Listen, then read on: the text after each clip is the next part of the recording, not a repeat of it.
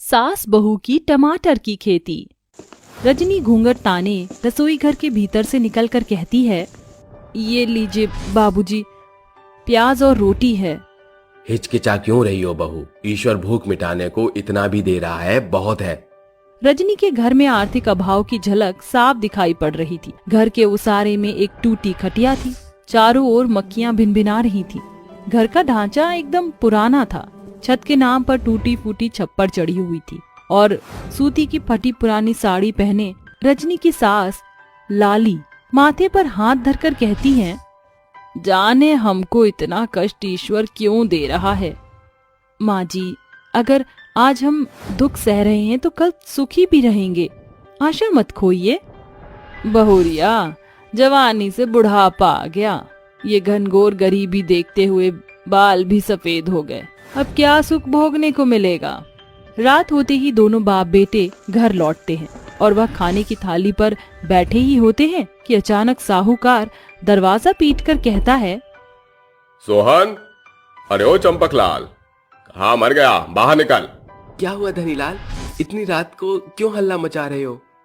वाह जी वाह, अगर मेरे आने से इतनी ही दिक्कत है तो मेरा कर्जा क्यों नहीं लौटा देता। मुझे इस झोपड़ी में आना अच्छा नहीं लगता है, वो भी रोज रोज। तुम जैसे भूखे नंगों की शक्ल देखने के लिए हमें आना पड़ता है। उस रात चारों में से किसी को भी नींद नहीं आती। करवटें बदले हुए सवेरा हो जाता है। जहां माधव बड़े बड़े जमींदारों के खेतों में बटाईदार के तौर पर काम करता था, तो वहीं बूढ़ा सोहन जमींदारों के फसलों की रखवाली किया करता था। सासू माँ, घर का सारा कामकाज तो दोपहर तक खत्म हो जाता है, क्यों ना हम भी खेती बाड़ी करें? इससे 4 पैसे आएंगे तो घर का कर्जा उतारने में बाबूजी की मदद कर पाएंगे। पर बहू, हमको खेती का कुछ ज्ञान भी नहीं है और हम उगाएंगे क्या? सासू माँ, इस समय बाजार में सबसे ज्यादा महंगा अगर कुछ है तो वो है टमाटर, और फिर भी उसके मांग सबसे ज्यादा है। पर बहू, हमें तो टमाटर की खेती का कुछ अनुभव ज्ञान भी नहीं, और टमाटर उगाने के लिए जगह भी तो चाहिए। हमारे घर के पीछे जो खाली जगह है वहीं हम टमाटर उगाएंगे। दोनों सास बहू कुदाल के सहारे पूरे मैदान को साफ करके कहती हैं, सफाई तो हो गई, अब हमें टमाटर की खेती के लिए सबसे पहले यहाँ टमाटर के बीज बोने हैं, और उसके लिए ये टमाटर के बीज एकदम लाभकारी और किफायती हैं। बहू, तेरे पास इतने टमाटर के बीज कहाँ से आए? ये वो टमाटर के बीज हैं जो गर्मी से सरगल जाते थे, तो मैं उनके बीजों को धोकर सुखाकर बटोर कर इकट्ठा किया करती थी, क्योंकि मैं जानती थी एक दिन ये जरूर काम आएंगे। शाबाश बहू। हमें पतली क्यारी बनाकर 3 मीटर दूरी पर 2-2 टमाटर के बीजों को बोना है।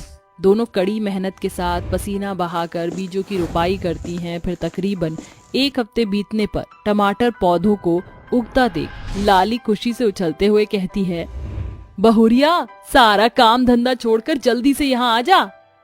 रजनी जैसे ही वहाँ आती है तो वह देखती है कि टमाटर के बीजों में से नन्हे पौधे निकल आए हैं और उन्हें पीले नन्हे फूल खिले हैं।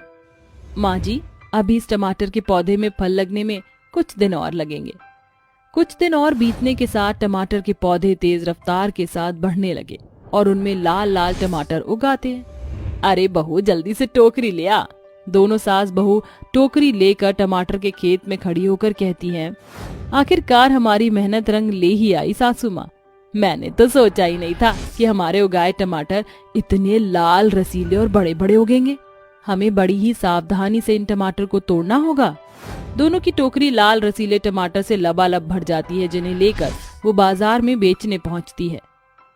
टमाटर ले लो, ताजे रसीले ले लो, लाल टमाटर ले लो। इतना गला फाड़ने पर भी कोई नहीं आ रहा। ऐसे तो हमारी महीनों की मेहनत पर पानी फिर जाएगा। सासू माँ, अगर हम बाजार की सभी टमाटर वालों से थोड़े कम दर पर टमाटर बेचे तो? दोनों सास बहू जोर शोर के साथ टमाटर बेचना शुरू करती हैं कि देखते देखते उनकी दुकान के इर्द गिर्द सैकड़ों लोगों की भीड़ लग जाती है और टमाटरों की लूटपाट हो जाती है। देखिए सासू माँ, एक भी टमाटर नहीं बचा। दोनों एक साथ घर पहुंचती हैं। रजनी टमाटर की बिक्री से कमाए पैसों को सोहन के हाथ में रखकर देकर कहती है, ससुर जी, ये पैसे आप उस साहूकार को लौटा दीजिए। लेकिन बहू, तुम्हारे पास इतने पैसे कहाँ से आए? मैंने और सासू माँ ने घर के पीछे वाले कूड़े के ढेर को साफ करके वहाँ कुछ टमाटर की खेती की थी। ये पैसे उन्हीं टमाटर को बेचकर मिले हैं। सोहन उन पैसों से साहूकार का कर्जा चुका देता है और फिर अभी हमारे पास कुछ पैसे शेष हैं। रजनी, अब से हम और पिताजी भी तुम्हारी और माँ के साथ टमाटर की खेती करेंगे। हाँ, किसी की चाकरी करने से तो अच्छा है कि हम सभी मिलजुल कर एक साथ टमाटर की खेती करें। वैसे भी सालों से हमारा वो 2 एकड़ का खेत खाली और बंजर पड़ा हुआ है, क्यों ना हम वहीं पर टमाटर की खेती करें। इन बचे हुए पैसों से हम टमाटर के बीज खरीदकर टमाटर की खेती कर सकते हैं। चारों एक साथ मिलकर बंजर खेत को जोत कर कहते हैं, समय इतना कम है और हमें आज ही बीज बोना है। ससुर जी, आप और माधव जल्दी से क्यारियां बनाना शुरू कीजिए। मैं और सासू माँ टमाटर के बीज बोते हैं। चारों मिलकर टमाटर के बीजों की रोपाई करते हैं। कुछ दिनों के बाद वो अंकुरित होकर नन्हे पौधे बन जाते हैं, जिनमें छोटे नन्हे फूल के साथ हरे टमाटर उगाते हैं। ये क्या, इन टमाटरों के पौधों में तो कीड़े लग गए हैं।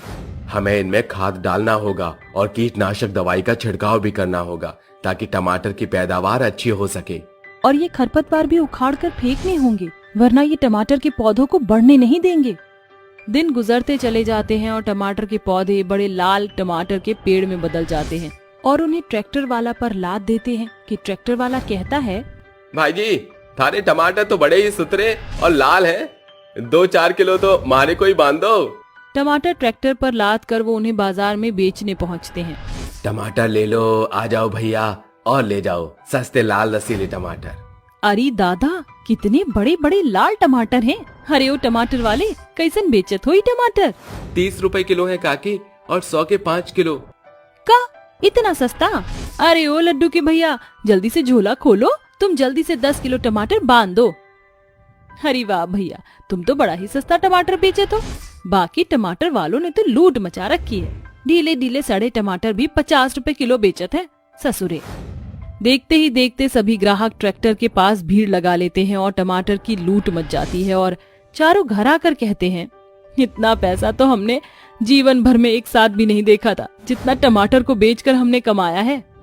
सासू माँ, एक पल के लिए तो मैं डर गई थी कि पता नहीं टमाटर की पैदावार अच्छी होगी भी कि नहीं, पर ससुर जी को खेती बाड़ी का अच्छा ज्ञान होने के कारण अच्छी फसल हुई।